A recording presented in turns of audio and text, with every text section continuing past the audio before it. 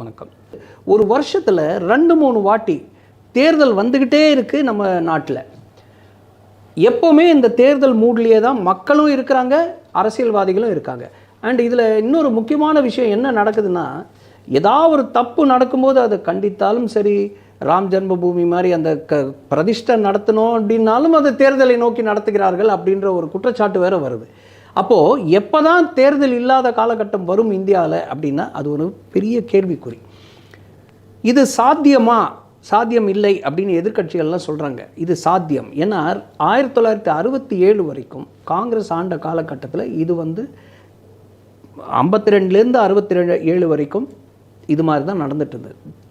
ஒரு நாட்டில் எல்லா மாநிலத்திலும் பாராளுமன்றத்துக்கும் ஒரே டைமில் தான் தேர்தல். அந்த காலகட்டத்தில் ஒரே நாள் தான் நடக்கும் தேர்தல்.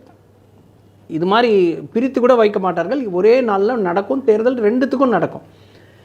அப்படி இருந்தது. அந்த 1967க்கு அப்புறம் என்ன ஆச்சுன்னா, காங்கிரஸ் தன் சுய லாபத்துக்காக சில மாநிலங்களை டிஸ்மிஸ் செய்து அந்த ஆட்சியை கலைத்து, அப்போது என்ன ஆச்சுன்னா வருஷத்தில் ஒரு 2 வாட்டி 3 வாட்டி தேர்தல் வந்துக்கிட்டே இருக்குது. அப்போது எல்லாருமே இந்த தேர்தல் மூடில் இருக்கிறாங்க. அப்போ அரசாங்கம் என்ன தான் வேலை செய்ய முடியும்? அந்த தேர்தலை ஒட்டி 1 மாதம் 1.5 மாதம் அப்படி பார்க்கும்பொழுது கிட்டத்தட்ட ஒரு 3-4 மாதம் தேர்தல்லையே போயிடுது.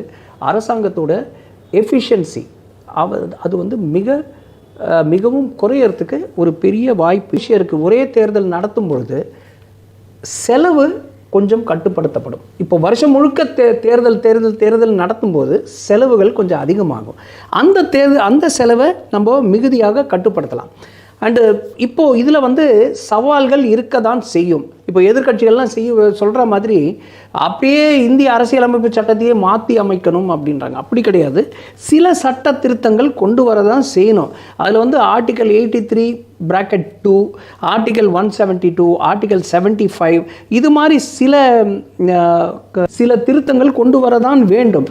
ஆனாலும் நன்மைகள் அதிகமாக இருந்தால் இது ஒரு பிரயத்தனப்பட்டு பண்ணுறதுல தப்பில்லை, பண்ணலாம்.